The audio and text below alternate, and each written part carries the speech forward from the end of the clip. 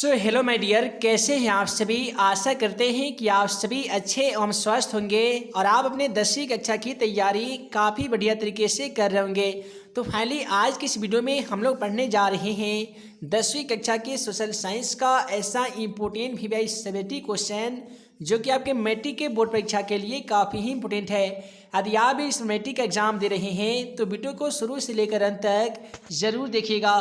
तो चलिए फिर बिना समय गवाए आज का पहला सवाल क्वेश्चन नंबर 1 को देख लेते हैं। पहला सवाल हमारा कहता है कि आपदा किसे कहते हैं, ये कितने प्रकार के होते हैं। आसान शब्द में जानेंगे हम लोग।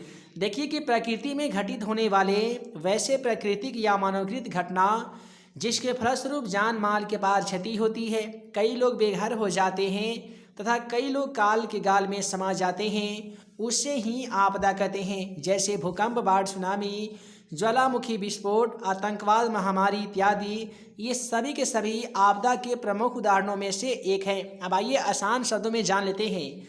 देखिए, इस दुनिया में घटित होने वाले वैसे प्राकृतिक घटना या मानवकृत घटना जिसके फलस्वरूप क्या होता है कि बहुत सारे जान माल के पार क्षति होती है, काफ़ी लोग बेघर हो जाते हैं और काफ़ी लोग मृत्यु के आघोष में समा जाते हैं अर्थात मर जाते हैं, उसे ही आपदा कहते हैं। दोस्तों, आपदा दो प्रकार के होते हैं। पहले होते हैं प्राकृतिक आपदा, तो दूसरा होते हैं मानवकृत आपदा। आइए जान लेते हैं प्राकृतिक आपदा के बारे में। तो वैसी आपदा जो प्राकृतिक कारणों से घटित होती है उसे प्राकृतिक आपदा कहेंगे। जैसे भूकंप, बाढ़, सुनामी। और आपके मैट्रिक के एग्जाम पेपर में 100% एक सवाल पूछ लिया जाता है जिनमें ऑब्जेक्टिव सवाल पूछा जाता है कि इनमें से कौन सा प्राकृतिक आपदा है, जिनमें आपको रहेगा भूकंप, बाढ़, सुनामी में से कोई एक रहता है, या पूछा जाएगा कि कौन सा मानव जिंदा आपदा नहीं है। तो ये तीनों ऑप्शन में दे दिया जाएगा। और डी में रहेगा आतंकवाद। तो आतंकवाद जो है ये प्राकृतिक आपदा नहीं है। अब आइए जान लेते हैं मानवजनित आपदा के बारे में। तो वैसी आपदा जो मानवीय कारणों से घटित होती है उसे ही मानवीय आपदा कहते हैं। जैसे आतंकवाद हो गया, रेल दुर्घटना, सड़क दुर्घटना, रासायनिक दुर्घटना, ये सभी के सभी घटनाएं मनुष्य को द्वारा घटित होती है, इसीलिए हम इसे मानवकृत आपदा कहते हैं। अब अगला सवाल मैट्रिक के एग्जाम पेपर में बहुत ही ज़्यादा बार पूछा गया था कि बाढ़ के दुष्परिणामों को लिखे या बाढ़ से होने वाले हानियों को लिखे। जब बाढ़ मोहल्ले में फैल जाती है तो उससे क्या क्या दुष्परिणाम निकलते हैं, वहीं आप सभी को इस क्वेश्चन के माध्यम से लिखना होगा।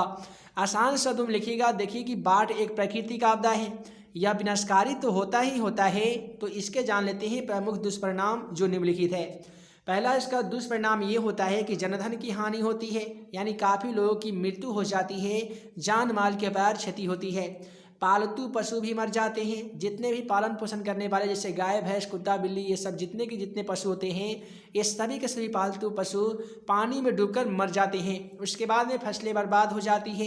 आप सभी को मालूम होगा कि बाढ़ यदि कम मात्रा में भी आती है ना, तो सबसे ज़्यादा अगर नुकसान का सामना करना पड़ता है तो वह है फसल, क्योंकि बाढ़ से सबसे ज़्यादा हानि फसलों को पहुँचती है। बड़े से बड़े मकान क्षतिग्रस्त हो जाते हैं। बाढ़ आने से क्या होते हैं कि बड़े से बड़े जो मकान होते हैं, कितना हो ताकतवर क्यों ना हो, वो मकान भी क्षतिग्रस्त हो जाते हैं। और बड़े से बड़े महल पानी के कटाव के कारण, मिट्टी के कटने के कारण पानी में दह जाते हैं।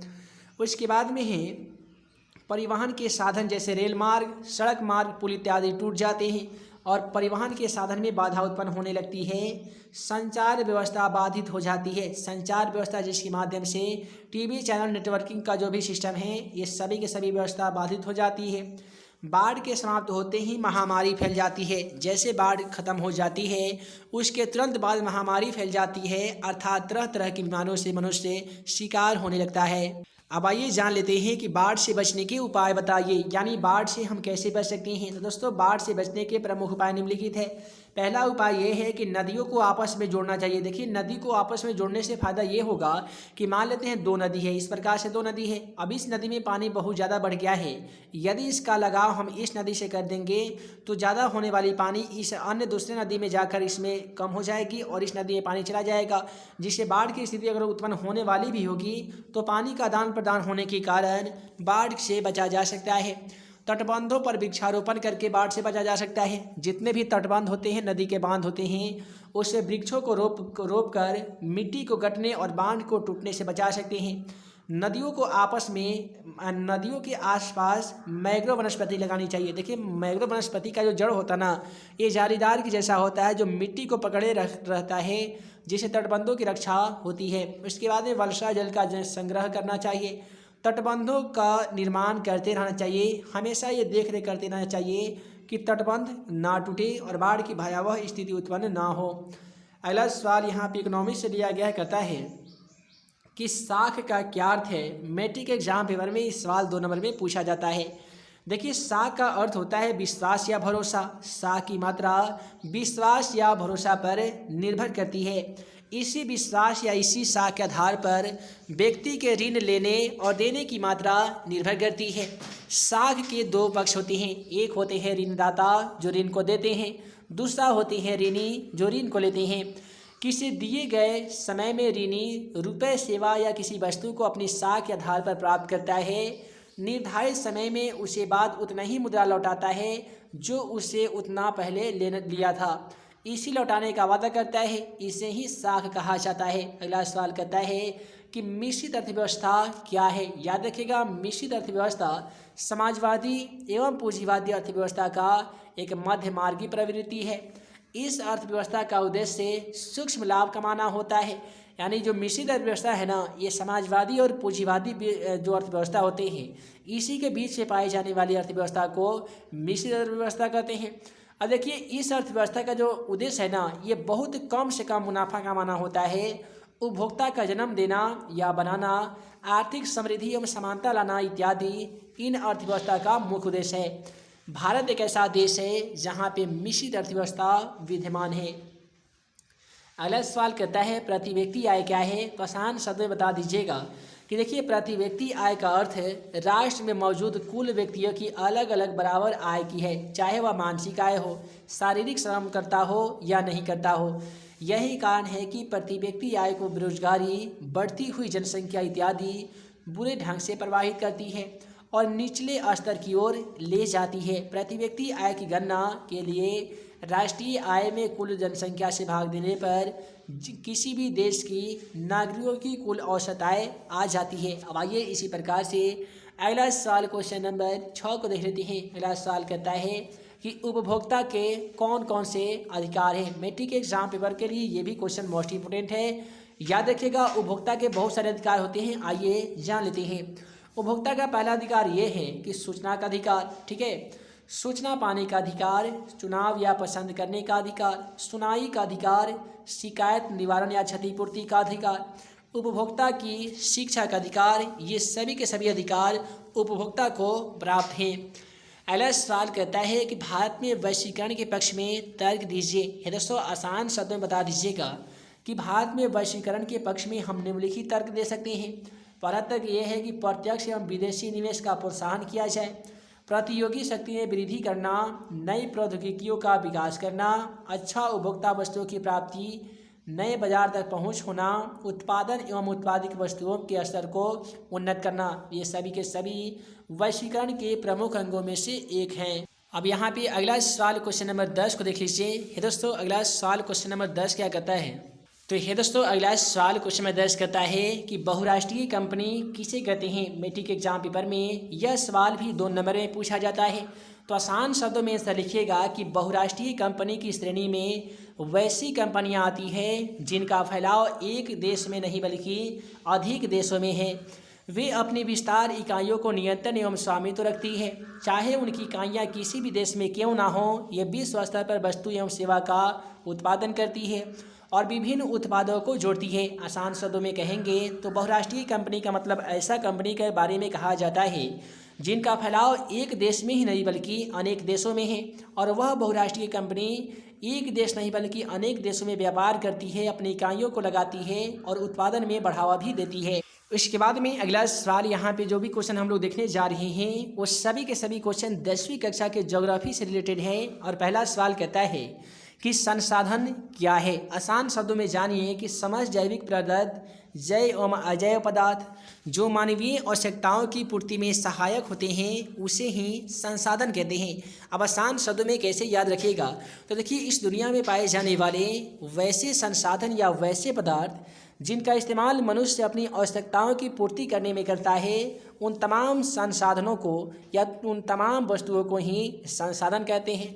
जैसे इस दुनिया में पाए जाने वाली मिट्टी, खनिज, वन एवं वन्यजीव, ये सभी के सभी इस्तेमाल मनुष्य अपनी आवश्यकताओं की पूर्ति करने के लिए करता है। अगला सवाल कहता है कि संभावी एवं संचित कोश संसाधन में अंतर स्पष्ट कीजिए। ये दोस्तों वैसे संसाधन जो किसी विशेष क्षेत्र में मौजूद होते हैं, जिसे उपयोग में लाने की संभावना रहती है, उसे संभावी संसाधन कहते हैं। जबकि वैसा संसाधन जिसका भंडारण संसाधन का ही अंश है, जिसे उपलब्ध तकनीकी के आधार पर उपयोग में लाया जाता है, उसे संचित कोश संसाधन कहते हैं। जैसे जल का उपयोग विद्युत ऊर्जा में किया जाता है, ठीक है, हवा का उपयोग विद्युत पवन ऊर्जा में किया जाता है। तो ये सभी के सभी कौन सा साधन हो जाते हैं? तो ये हो जाएंगे संभावी संसाधन। उसके बाद में अगला सवाल कहते हैं कि संसाधनों के संरक्षण के उपाय बताइए। आखिर हम संसाधनों का संरक्षण कैसे कर सकते हैं, इसी के बारे में उपाय बताना होगा। आसान शब्दों में लिखिएगा, संसाधनों की सभ्यता एवं संस्कृति के विकास में अहम भूमिका होती है, अतः इनका संरक्षण भी आवश्यक है। इनके लिए हमें निम्नलिखित बिंदुओं पर ध्यान देनी चाहिए। पहला ऑप्शन रोमन नंबर 1 में लिखिएगा कि संसाधनों को विवेकपूर्ण ढंग से उपयोग किया जाना चाहिए। संसाधनों के दुरुपयोग पर रोक लगानी चाहिए, यानी हमें लगता है कि जहाँ पे संसाधनों का गलत इस्तेमाल किया जा रहा है, वैसे तमाम स्थानों पे हमें रोक लगानी चाहिए। सीमित भंडार वाले संसाधनों का विकल्प ढूंढना चाहिए। उसके बाद में आइए अगला सवाल हम लोग देख लेते हैं। अगला सवाल कहता है कि जलोढ़ मृदा के विस्तार वाले राज्यों के नाम लिखें तथा इन मृदा अर्थात मिट्टी में कौन कौन सी फसलें उगाई जाती है, ये भी बताइए।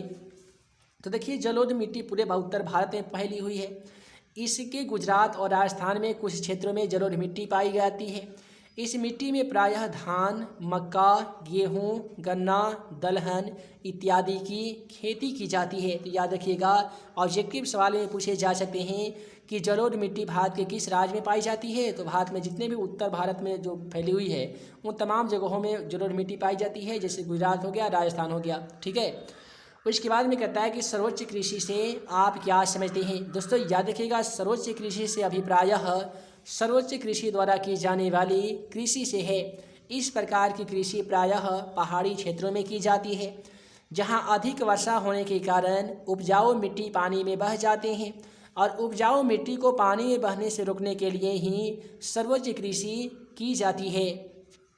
अगला सवाल यहाँ पे कहता है कि पवन अपर्दन वाले क्षेत्रों में कृषि की कौन सी पद्धति उपयोगी मानी जाती है। याद रखिएगा, पवन अपर्दन वाले क्षेत्रों में पट्टिका कृषि उपयोगी मानी जाती है।